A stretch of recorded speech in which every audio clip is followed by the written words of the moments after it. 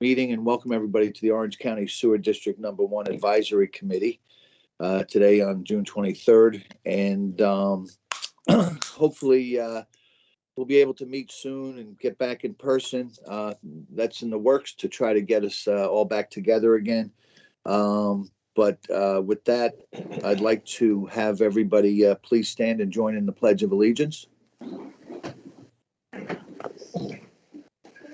I pledge allegiance to the flag of the United States of America and to the republic for which it stands, one nation, under God, indivisible, with liberty and justice for all. Thank you, everybody. Kelly, can you do a roll call, please? Yes. Amo?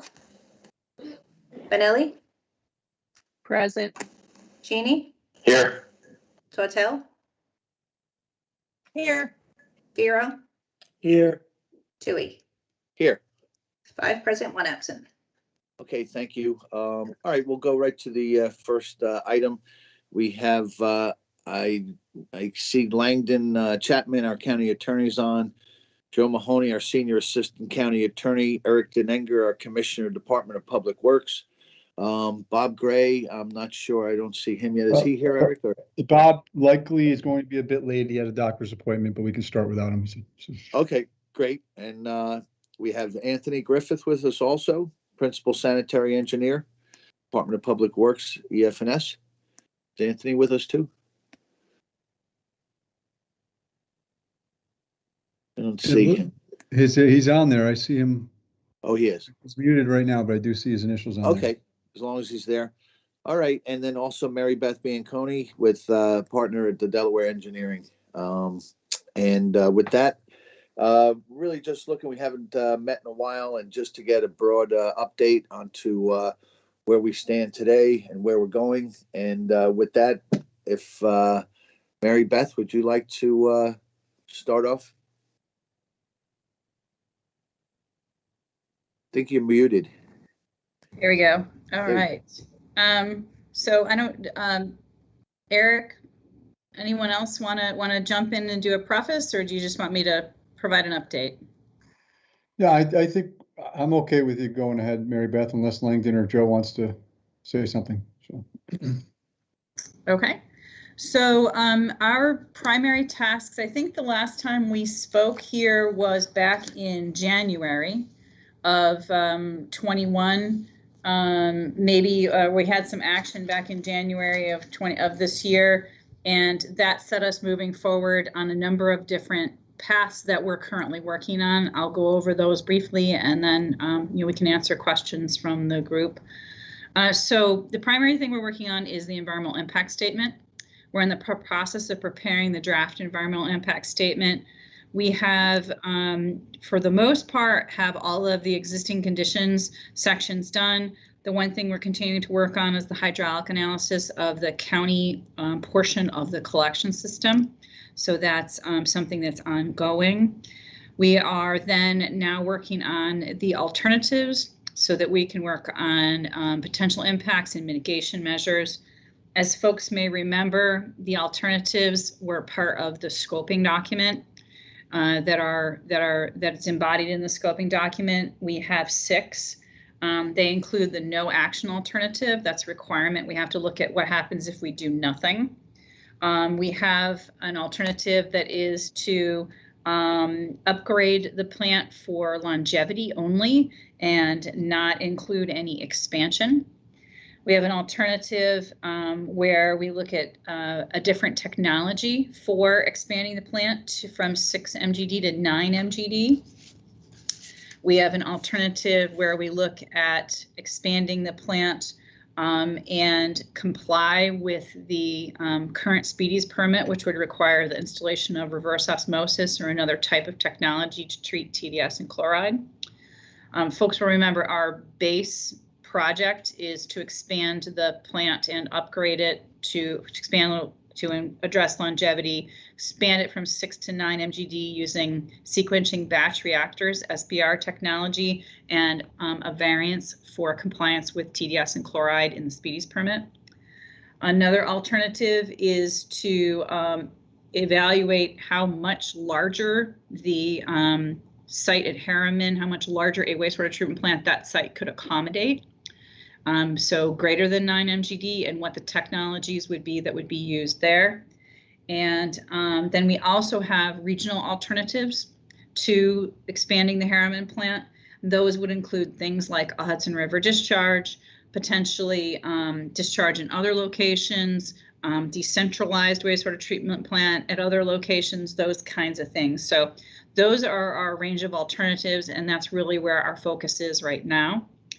In the big picture, we'll be working on this aspect of preparing the DEIS, the draft environmental impact statement, throughout the summer. And we'll have documents for staff review. So that's Eric and Bob, Langdon, Joe, and Anthony towards the end of the summer, early fall, that will incorporate all of the aspects of the EIS that are outlined in the draft, in the scoping document, the final scoping document. From there, eventually that document will be before various committees of the legislature, and eventually before the legislature as lead agency, to determine if that document is complete for public review. There'll then be a public review process that I would anticipate will include at least information sessions and hearing, public hearing, written comment period, those kinds of things. And then to round out the SEQR process, there will be a section where we will answer or respond to all of those comments and questions that have been asked. That becomes my environmental impact statement.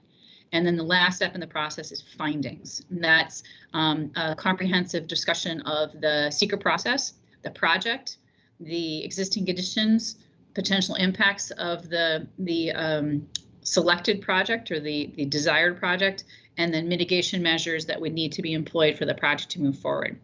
We anticipate that that findings statement would be issued in the early spring of 2022. So that's kind of our big picture schedule.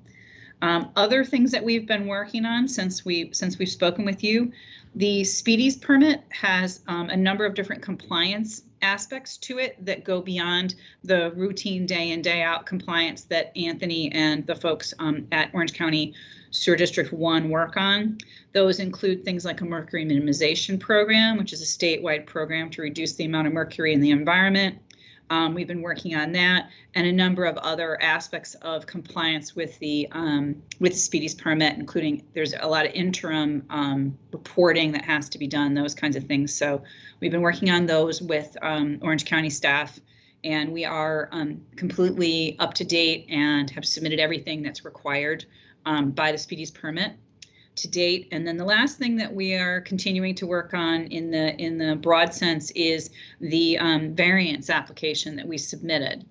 And folks will recall that while I just said that one of our solutions to expanding the Harriman plant includes upgrading the plant to extend the useful life of what's there, adding new technology, the sequencing batch reactor or SBR technology, to add another 3 million gallons a day of treatment capacity, and that how TDS and chloride in that scenario would be addressed would be through a variance for compliance with that.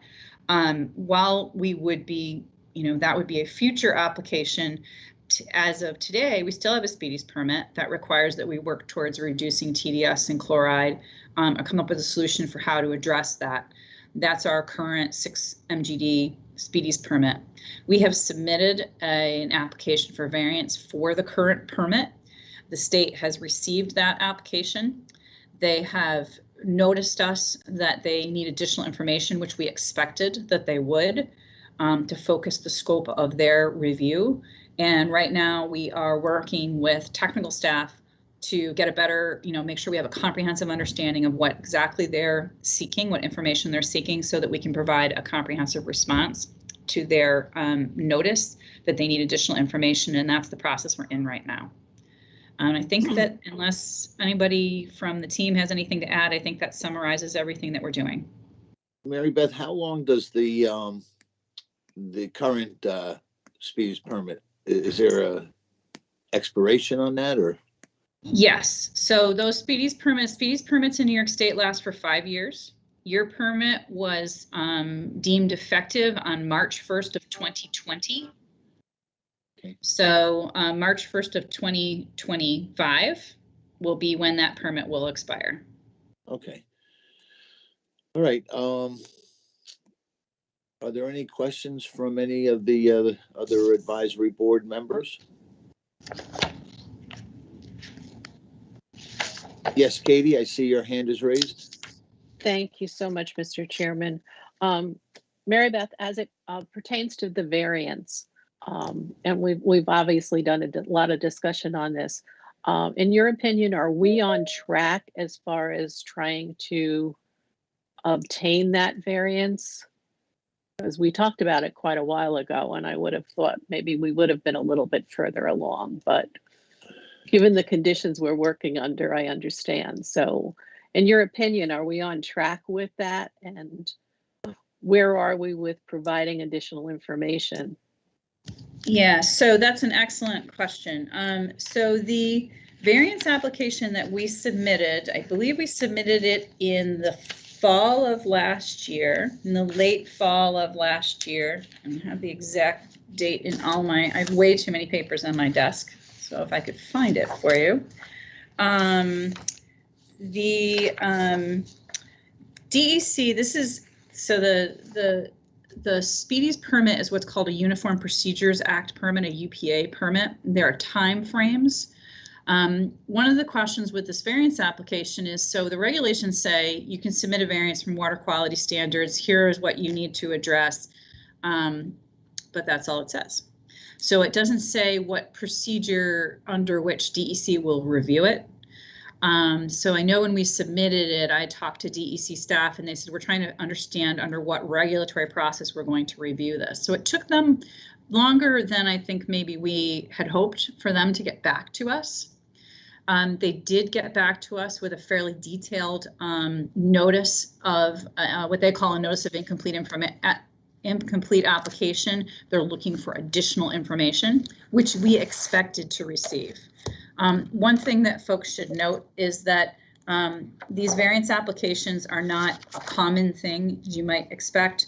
The state's most recent foray into variance applications was for the mercury minimization program. So let's see, I do have that date now. Our request was dated, I'm sorry, I thought it was in the fall. It was February 1st of 2021. We sent our variance in. The county sent the variance in. It was received by the DEC on February 17th, and on April 19th, we received the notice. We spent some time evaluating the notice, making a determination as to what information are things that we have in hand that we don't need to create new information for, what's information that we need to go acquire data for. So that's part of this response process, is acquiring data to be able to respond. And then there's a group of information that's been requested that are things that are outside of the control of the county sewer district. So there's a process that we will have to go through to acquire that information. Some of it has to do with drinking water, because recall that there's some connection between the drinking water sources here and the total dissolved solids and chlorides that are coming through the treatment plant. So we have prepared a internal staff review for that, which we conducted probably a little over a month ago now.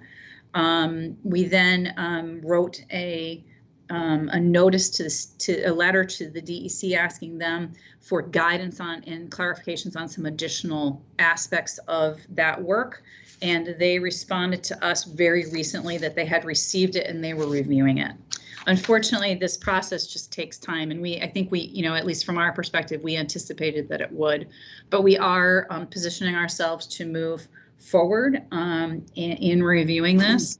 And again, our big picture objective is to have when we get to the point where the environmental impact statement for expanding the Harriman plant is before the legislature for consideration, knowing what DEC's position relative to this variance is a really important piece of information. So really we're trying to run these on a parallel track, and from my perspective, we're right where we need to be. Okay, and do they give you any deadline as to this additional information and when it has to be submitted by? They did not, no. Okay, thank you. Appreciate it. Thank you. Thank you, Majority Leader. Does anybody else have any questions? Mary Beth, with regard to, you hear a lot in the news now about infrastructure dollars, and it's been coming down the road for a while.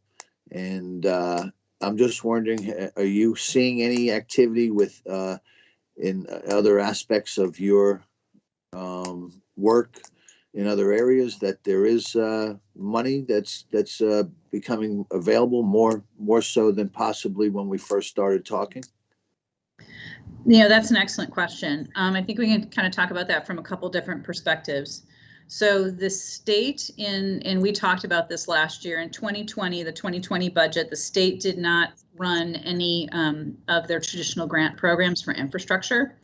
That was the case right up until very, very early part of this year, when a few small programs were released by the state for grant applications. Those involved preparing engineering reports.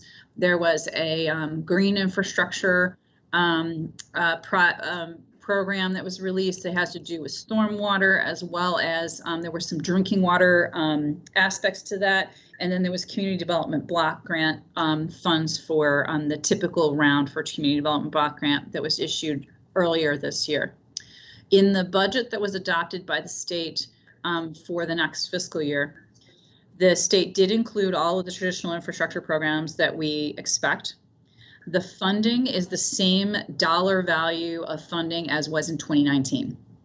So you can think of that as, okay, it's good the programs all exist, but it's also to a degree a decrease in funding availability, because dollars from 2019, if it's the same money, and I know if you watch the news, you've been hearing some discussions about inflation.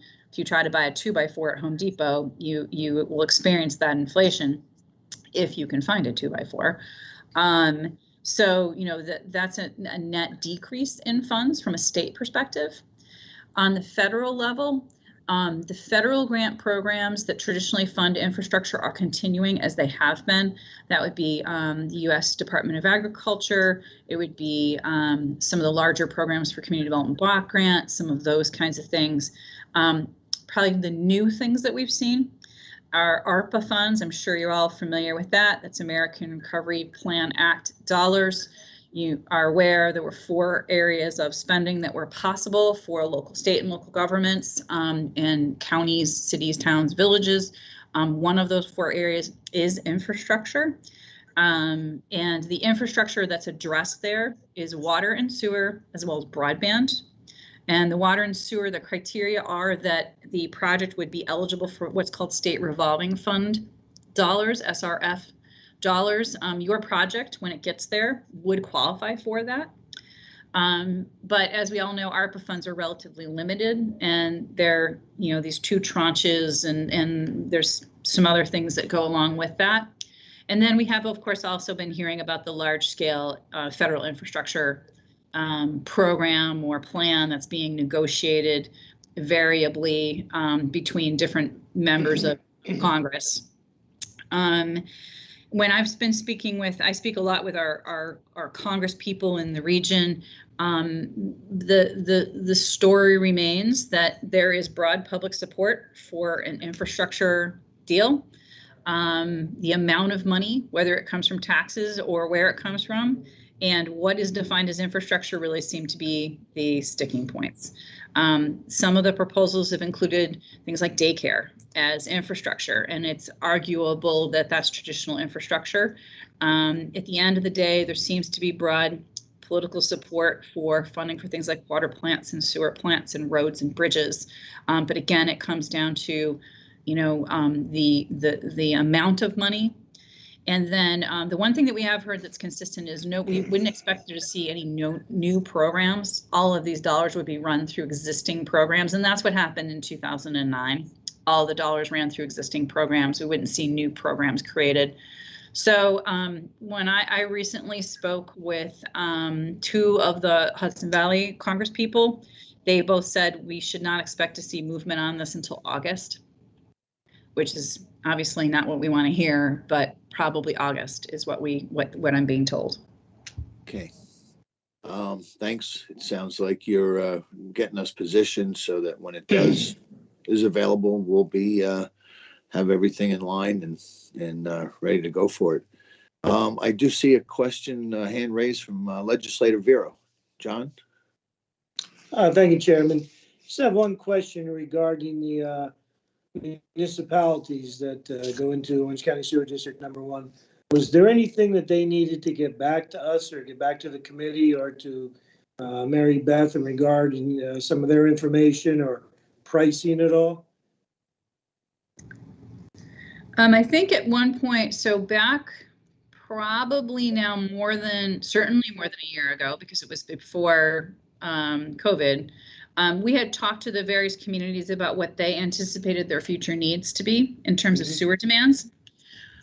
We have that information. We will obviously be reaching out to them again at some point to get that updated. A lot has changed. Normally over the course of a year and a half or two, a lot would change, but a lot has radically changed now. We have not made that request yet. It just seems a little premature at this time, but I'm sure we will be reaching back out to those communities. The last time we did this, everyone was extremely responsive and very, very helpful. Okay, good. And I think there's at least from our perspective, there was a real sense of cooperation and understanding that there's a lot to be done here. And the more that we share this information, the easier it makes everyone's job. Yeah, I remember we discussed it and there was some concern about the costs being different between the municipalities involved, but I didn't know where we ended up with, or had they, given the information that we requested. Good. Thank you, John. Langdon or Joe, would you like to add anything, or do you have anything to say? Any update? No, Mary Beth's summary is pretty much on point. Okay. Eric, anything?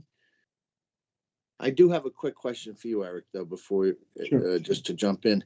It's regarding, I know before the pandemic, we were discussing meters and we put out to bid. And if I remember correctly, we got a low bid and a high bid. And we realized that maybe it wasn't, we were going to re-ask it again, resend it and ask for the proposals. And I'm just wondering where that stands now and the impact of the inflation that Mary Beth had mentioned and what ramifications that will have for us to pick up the ball on that again and try to get those meters installed.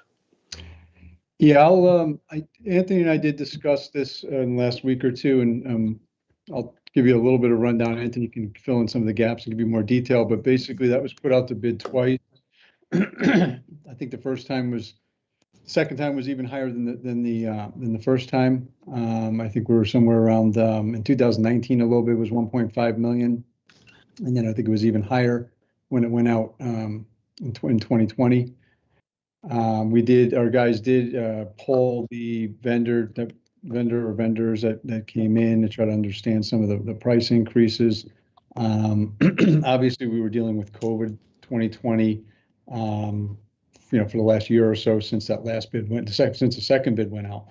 But Anthony has also informed me of some newer technology that has since come out with some of these meters. We've just received some portable meters, a handful of portable meters that we can do spot checks on the interim, and some of the technology that's in the laser technology or laser meters that's involved with these newer style meters.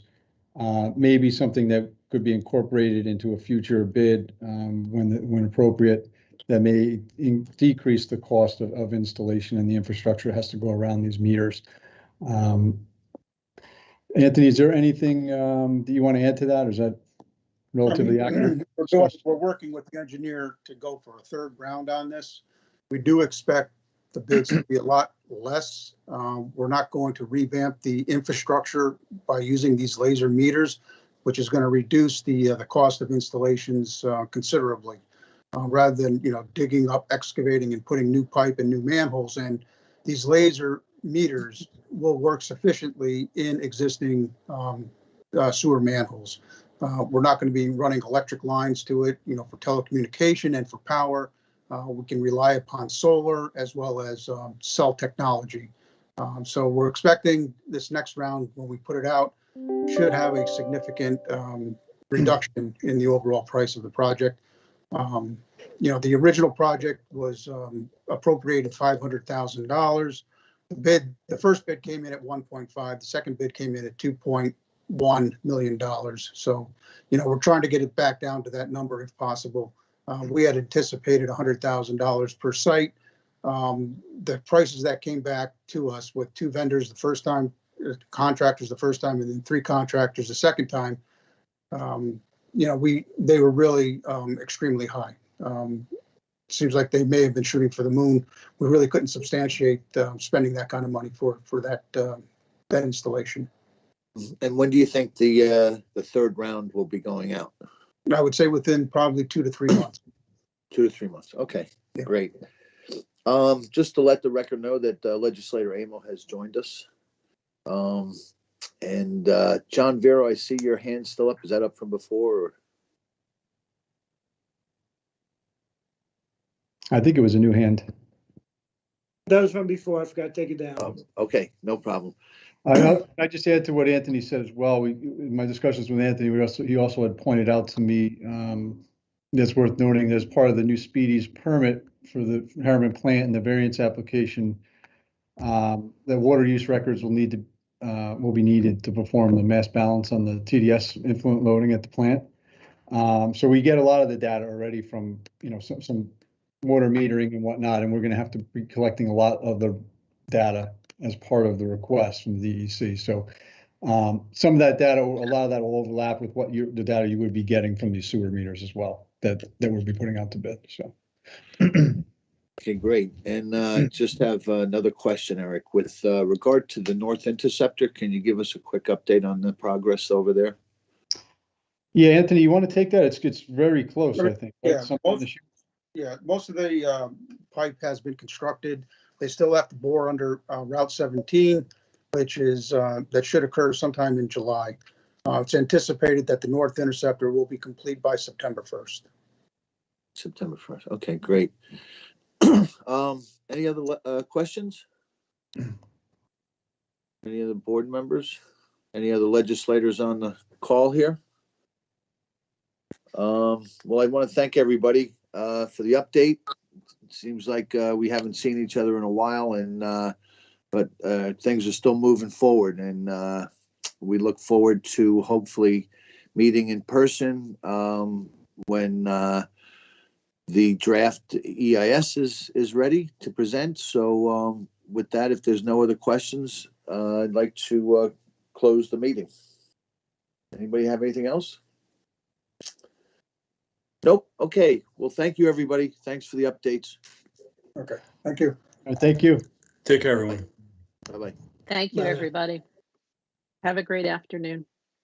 You too. Thank you.